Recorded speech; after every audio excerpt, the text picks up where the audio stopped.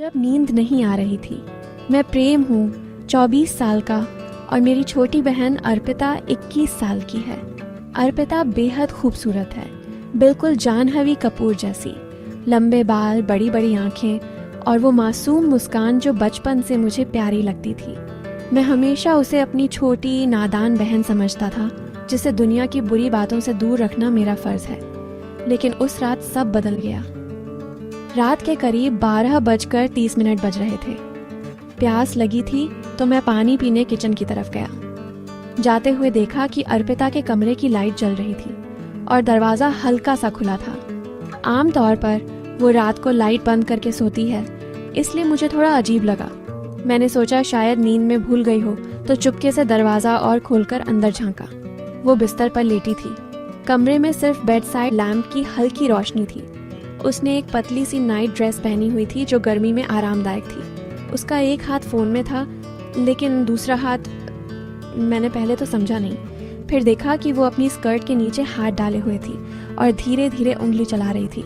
उसके होंठ हल्के से खुले थे, सांसें तेज थीं और आंखें बंद। और सबसे हैरान करने वाली बात, वो बार बार धीमी कांपती आवाज़ में मेरा नाम ले रही थी। प्रेम, भैया, मेरा नाम। मेरे नाम के साथ वो कर रही थी जो मैंने कभी कल्पना भी नहीं की थी। मैं एकदम से स्तब्ध हो गया। पैर जैसे ज़मीन में धंस गए। दिल ज़ोर ज़ोर से धड़क रहा था। मैं चुपके से पीछे हटा और अपने कमरे में आ गया। उस रात नींद नहीं आई। दिमाग में बार बार वही सीन घूमता रहा। मेरी मासूम सी दिखने वाली बहन मेरे नाम से खुद को छू रही है। अगले कुछ दिन मैं उससे नज़रें मिलाने में भी हिचकिचाता था। वो पहले जैसी ही थी, मुझसे हंसती, बातें करती, घर में घूमती।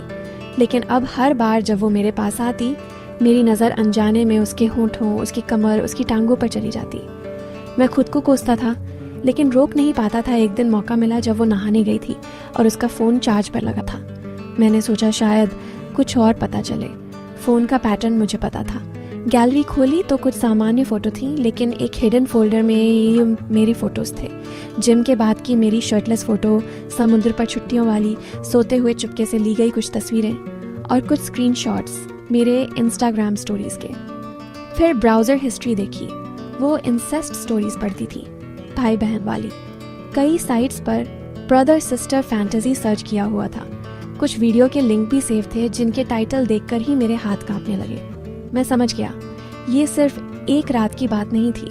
ये काफ़ी समय से चल रहा था। शायद प्यूबर्टी से या कॉलेज शुरू होने के बाद वो मुझे सिर्फ भाई के रूप में नहीं, कुछ और नज़रों से भी देखती थी। उसके बाद मैंने खुद पर काबू रखने की बहुत कोशिश की, उसे दूर रखने की कोशिश की, लेकिन वो पहले से ज़्यादा मेरे आसपास रहने लगी। कभी बहाना बनाकर मेरे कमरे में आती, कभी रात को देर तक बातें करती। एक रात तो उसने कहा, भैया मुझे डर लग रहा है, आज आपके साथ सो सकती हूँ? मैंने मना कर दिया, लेकिन अंदर से कुछ और ही हो रहा था। धीरे धीरे हम दोनों के बीच वो मासूमियत ख़त्म हो गई, बातें गहरी होने लगी। एक दिन उसने खुद कबूल कर लिया कि वो बचपन से मुझे पसंद करती है, सिर्फ भाई के रूप में नहीं। कि वो जानती है ये गलत है, लेकिन रोक नहीं पाती। हमने कभी कुछ किया नहीं, सिर्फ बातें की, बहुत सारी बातें। वो रातें जब हम देर तक जागते, एक दूसरे के मन की बातें सुनते।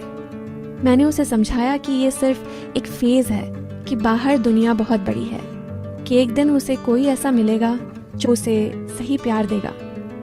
आज 1 साल हो गया उस रात को। अर्पिता पहले से ज़्यादा समझदार है। वो किसी लड़के को डेट कर रही है, खुश है। मैंने भी खुद को संभाल लिया है, लेकिन कभी कभी जब वो हंसती है या मेरे गले लगती है तो उस रात की याद आ जाती है। और मैं सोचता हूँ, कितनी पतली सी लाइन होती है प्यार और गलत के बीच। कितनी जल्दी मासूमियत ख़त्म हो जाती है और कितना मुश्किल होता है सच्चाई को स्वीकार करना। पर हमने उसे स्वीकार किया, और शायद यही हमें बचाए रखता है कि हमने कभी उस लाइन को पार नहीं किया।